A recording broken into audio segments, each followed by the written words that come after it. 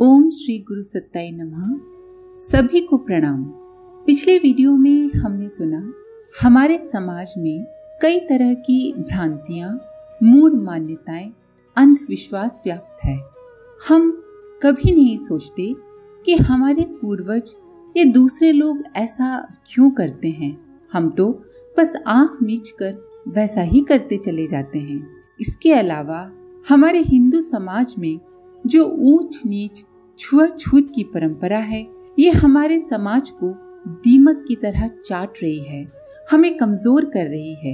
एक तरफ तो हम कहते हैं कि सब में, सब जगह ईश्वर है, सब ईश्वर की संतान है, और फिर हम दूसरों के साथ भेदभाव करते हैं। हमें समझना चाहिए कि हम सब एक हैं। अगर हम बिखरे रहेंगे तो हम कमजोर होंगे।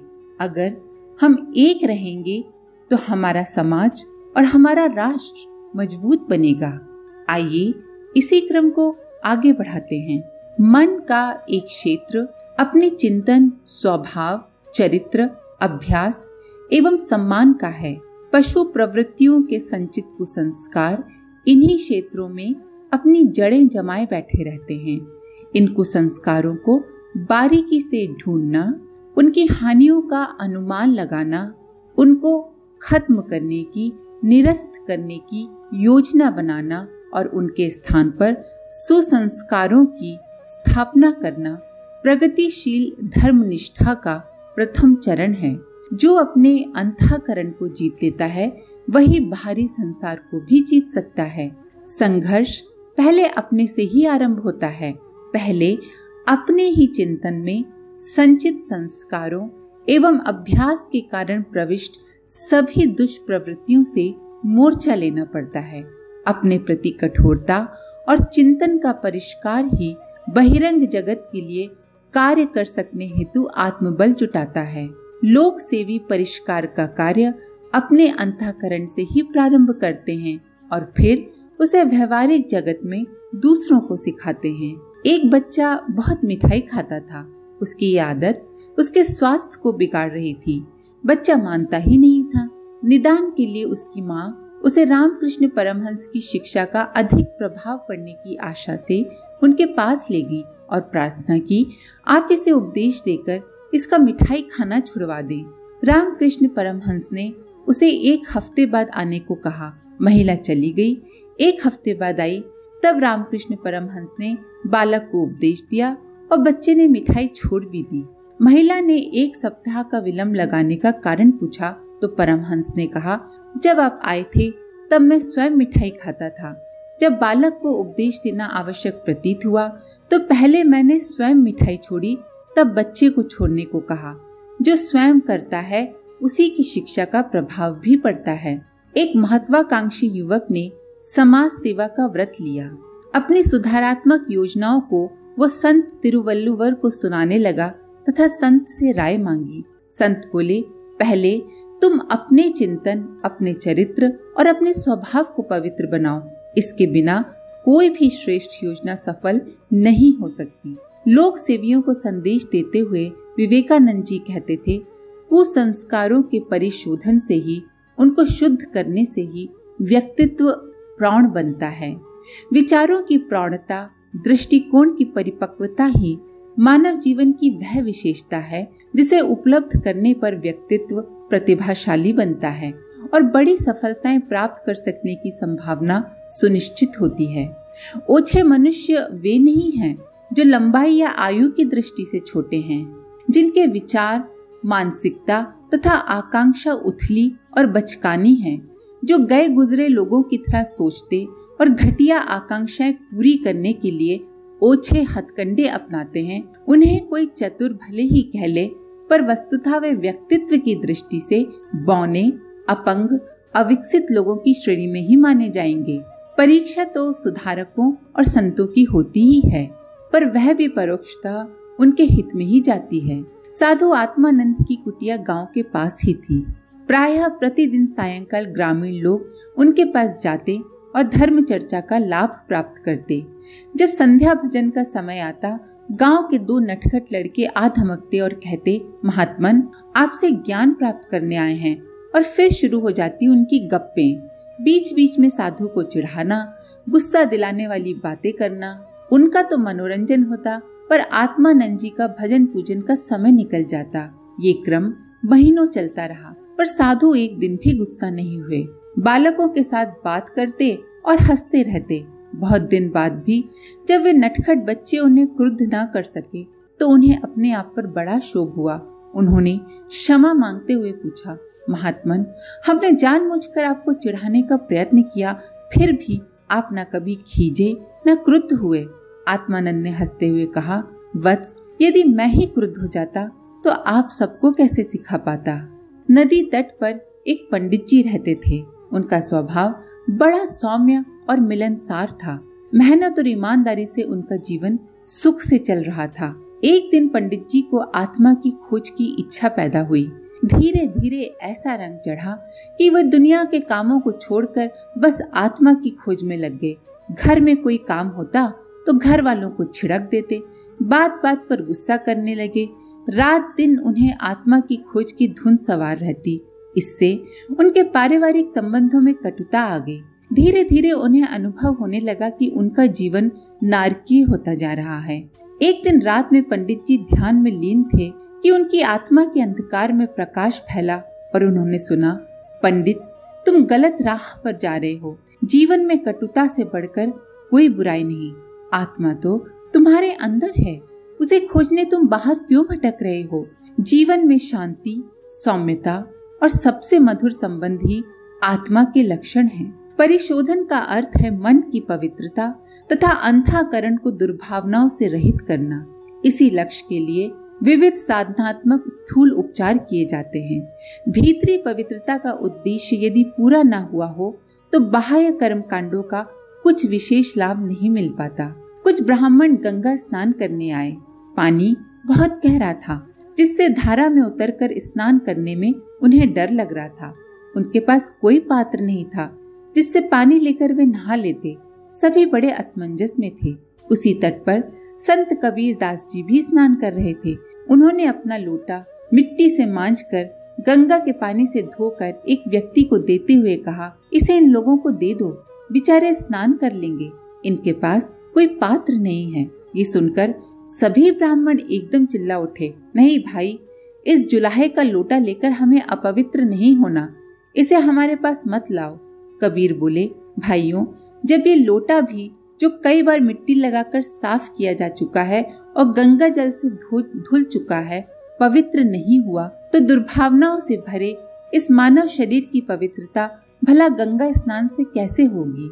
सभी ब्राह्मण एक दूसरे का मुंह देखने लगे। उन्हें कुछ भी उत्तर न सूझ पड़ा। संत कबीर आत्मचिंतन एवं दुष्प्रवृत्ति उन्मूलन पर एक दोहा कहा करते थे, बुरा जो देखन मैं चला, बुरा न दिखिया कोय, जो दिल खोजा आपना, मुझसा बुरा न कोय। वस्तुतः यही स्थिति हर व्यक्ति की होनी चाहिए। पहले अपना अंतःकरण खोजें, अपनी बुराइयां निकाल फेंकें। एक एक व्यक्ति अगर ये करने लगेगा तो धीरे धीरे पूरा समाज, पूरा राष्ट्र, पूरी दुनिया ही बदल जाएगी। महाप्राज्ञ पिप्पलाद आगे कहते हैं, शरीर की तरह परिवार भी है। परिजनों को दुलार भी दिया जाए और पोषण प्रगति के साधन जुटाने में भी कमी न रखी जाए, किंतु इस उत्तरदायित्व को भी ध्यान में रखा जाए कि उनमें से प्रत्येक को सुयोग्य, समर्थ, स्वावलंबी एवं सुसंस्कारी भी बनाना है। इसके लिए परिवार के परंपरागत ढर्रे में बहुत कुछ परिवर्तन करना पड़ सकता है। इसके लिए धीमे, विनम्र एवं सौहार्दपूर्ण विरोध सुधार की आवश्यकता पड़ेगी ही। जो मोहवश इससे बचेंगे वे स्नेह पात्र परिजनों का निश्चित ही अहित करेंगे। जब आदमी स्वयं लोभ, मोह, अहंता जैसे बंधनों से छुटकारा पाने में पूरी शक्ति लगा देता है, तब उसे निश्चित ही सफलता मिलती है। पर ये क्षेत्र परिवार निर्माण के बिना अधूरा ही है। परिवारजनों से मोह अलग बात है और उनका हित साधन अलग। परिवार के प्रति एक आंख दुलार व एक आंख सुधार की रखी जाए। अपनी प्रमुख जिम्मेदारी है परिवार परिजनों में सुसंस्कारिता का समावेश। इसमें एक बहुत बड़ी अड़चन है बहुत समय से चला आ रहा ढर्रा, जिसमें आमूल चूल परिवर्तन अकस्मात लाना कठिन जान पड़ता है। इसे किसी भी स्थिति में सुधार परक नीति बनाकर किया ही जाना चाहिए, भले ही धीरे धीरे करना पड़े। बालकों को सुधारना तभी संभव है जब स्वयं भी अपना आचरण उस अनुसार ढालें। एक व्यक्ति अपने बूढ़े अशक्त पिता को मिट्टी के बर्तन में तिरस्कार पूर्वक भोजन दिया करता था।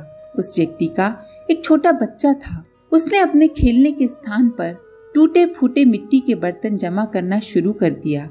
पिता ने इसका कारण पूछा तो बच्चे ने कहा, आप और माताजी जब बूढ़े होंगे तब मुझे भी तो इसी तरह टूटे बर्तनों में आप लोगों को भोजन देना पड़ेगा, सो अभी से बर्तन इकट्ठे कर रहा हूँ।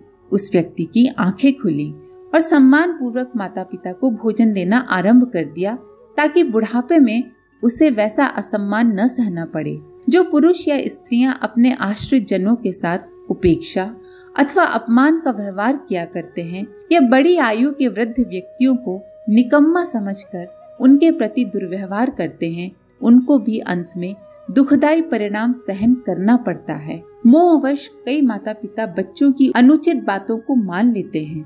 वे एक प्रकार से बच्चे का अहित कर रहे हैं। अनुचित मांगों को कभी भी स्वीकार नहीं करना चाहिए। साथ ही बच्चे में अहंकार को बढ़ाने वाले चिंतन पर भी रोकथाम लगानी चाहिए। ऐसी बात नहीं है कि व्यक्ति को सुधारा नहीं जा सकता। पशु प्रवृत्तियों से मुक्ति दिलाने के लिए कभी कभी सत् परामर्श कारगर सिद्ध हो जाते हैं। एक राजकुमार बड़ा अत्याचारी था। राजा ने उसको सुधारने की बड़ी कोशिश की, लेकिन वो नहीं सुधरा। बुद्ध उसे सुमति देने के लिए स्वयं उसके पास गए। वे उसे नीम के एक पौधे के पास ले गए और बोले, राजकुमार, इस पौधे का एक पत्ता चखकर तो बताओ कैसा है। राजकुमार ने पत्ता तोड़कर चखा। उसका मुंह कड़वाहट से भर उठा। उसे तुरंत थूक कर उसने नीम का पौधा ही जड़ से उखाड़ फेंका। बुद्ध ने पूछा, राजकुमार, ये तुमने क्या किया? राजकुमार ने उत्तर दिया, ये पौधा अभी से ऐसा कड़वा है तो बढ़ने पर तो पूरा विश्व वृक्ष बन जाएगा। ऐसे विषैले पौधे को जड़ से उखाड़ फेंकना ही उचित है। बुद्ध ने गंभीर वाणी में कहा, राजकुमार, तुम्हारे कटु व्यवहार से पीड़ित जनता भी यदि तुम्हारे प्रति ऐसी ही नीति से काम ले तो तुम्हारी क्या गति होगी। यदि तुम फलना फूलना चाहते हो तो उदार, दयावान और लोकप्रिय बनो। उसी दिन से राजकुमार ने बुराई की राह छोड़ भलाई का मार्ग अपना लिया। एक मूर्तिकार ने बेटे को भी मूर्ति कला ही सिखाई। दोनों हाट जाते और अपनी अपनी मूर्तियां बेच कर आते। बाप की मूर्ति 1.5 रुपए की बिकती, पर बेटे की मूर्तियों का मूल्य केवल 8-10 आने से अधिक न मिलता। हाट से लौटने पर बेटे को पास बिठाकर बाप उसकी मूर्तियों में रही हुई त्रुटियों को, गलतियों को समझाता और अगले दिन उन्हें सुधारने की सलाह देता। ये क्रम वर्षों तक चलता रहा। लड़का समझदार था, पिता की बातें ध्यान से सुनता और फिर अपनी कला में सुधार करने का प्रयत्न करता। कुछ समय बाद लड़के की मूर्तियां भी 1.5 रुपए की बिकने लगी। बाप अब भी उसी तरह समझाता और मूर्ति में रहने वाले दोषों की ओर बेटे का ध्यान खींचता। सुधार के लिए समझाने का क्रम पिता ने तब भी बंद नहीं किया। एक दिन बेटे ने झुंझला कर कहा, अब तो दोष निकालना बंद करिए। मेरी कला अब तो आपसे भी अच्छी है। मुझे 5 रुपए मिलते हैं जबकि आपको 2 रुपए।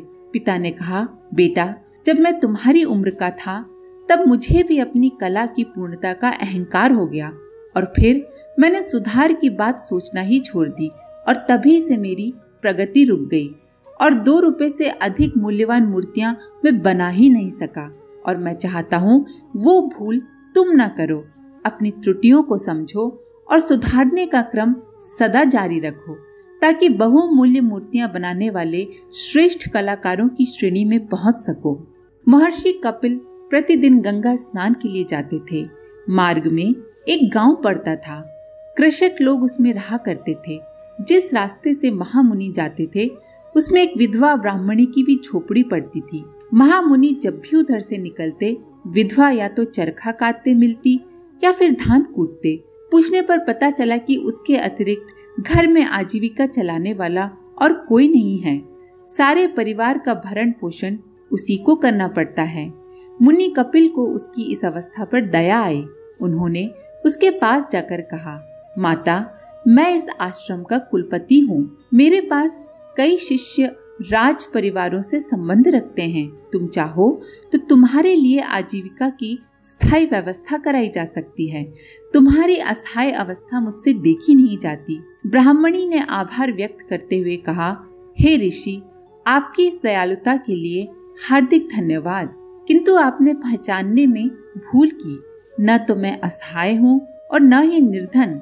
आपने देखा ही नहीं, मेरे पास 5 रत्न हैं, ऐसे 5 रत्न जिनसे चाहूं तो मैं स्वयं राजाओं जैसा जीवन प्राप्त कर सकती हूँ। कपिल बड़े आश्चर्यचकित हुए। उन्होंने पूछा, भद्रे, अनुचित न समझे तो उन रत्नों को कृपया मुझे भी दिखाएं। ब्राह्मणी ने आसन बिछा दिया। बोली, थोड़ी देर बैठिए, अभी रत्न दिखाती हूँ। ये कहकर ब्राह्मणी पुनः चरखा काटने लगी। थोड़ी ही देर में उसकी 5 संतानें विद्यालय से लौट कर आईं। उन्होंने माँ के पैर छूकर कहा, माँ, हमने आज भी किसी को कटुवचन नहीं कहा। गुरुदेव ने जो सिखाया और बताया उसे परिश्रम पूर्वक पूरा किया। कपिल मुनि से और कुछ कहने की आवश्यकता नहीं पड़ी। उन्होंने ब्राह्मणी को प्रणाम कर कहा, माता, सचमुच तुम्हारे 5 रत्न बहुमूल्य हैं। ऐसे अनुशासित बच्चे जिस देश में हो, वो देश कभी भी अभावग्रस्त नहीं रह सकता। परिवार में सत प्रवृत्ति समावेश करने में नारी की भूमिका बहुत बड़ी है। मदालसा ने अपने 3 बच्चों को ब्रह्मज्ञानी व एक को पति की इच्छा अनुसार राजतंत्र का अग्रगामी बनाया। विनोबा, बिठोबा, बालकोबा रूपी 3 रत्न उनकी माँ के सुसंस्कारों की ही देन है। यशोदा नटखट कृष्ण के लिए दुलार व सुधार दोनों दृष्टि रखती थी। महाभारत के पात्रों में सफल माता के रूप में जहाँ कुंती का नाम आता है, वहीं असफल मोहग्रस्त माता पिता के रूप में गांधारी व धृतराष्ट्र का भी, जिन्होंने अपने बेटों की अनीति पर अंकुश न लगाकर मोहवश उसे बढ़ाया ही। इसके आगे का अगले वीडियो में। आज के लिए इतना ही। अपने विचार कमेंट बॉक्स में जरूर लिखें। आप सभी का धन्यवाद। ओम शांति। हमारे YouTube चैनल को सब्सक्राइब करें और बेल आइकन को दबाकर ऑल पर क्लिक करें ताकि आने वाले सभी वीडियोस की नोटिफिकेशन आपको मिलती रहे।